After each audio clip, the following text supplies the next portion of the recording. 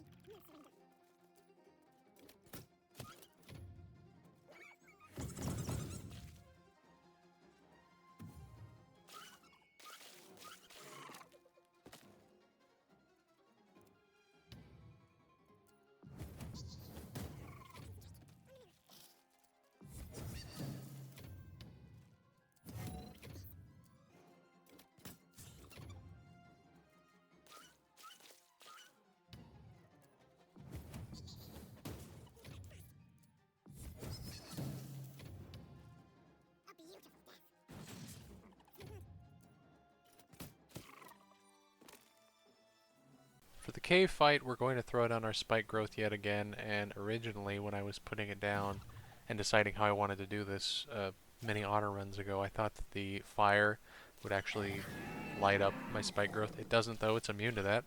So we throw that down, and we're just going to use these dudes as bait in order to draw these guys out. I say that, but really they just waste time since they're going to get hit and killed, and they're just delaying the inevitable. So I'm off to the side.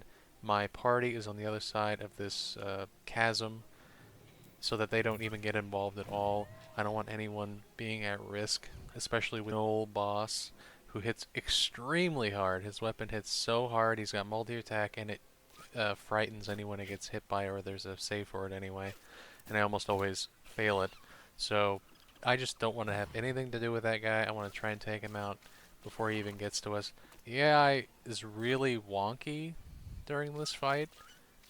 I think it's trying to get around. Like you see the hyena at one point starts trying to run around to get to me, and then it just stops at that point because I guess that's in its mind the path of least resistance somehow, but it can't actually reach me.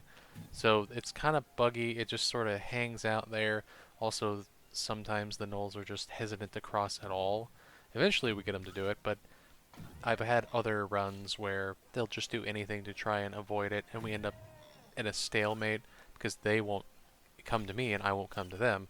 So eventually one of us has to break, and in that instance I had the rest of my party sneak around to the back, and we finished them out that way.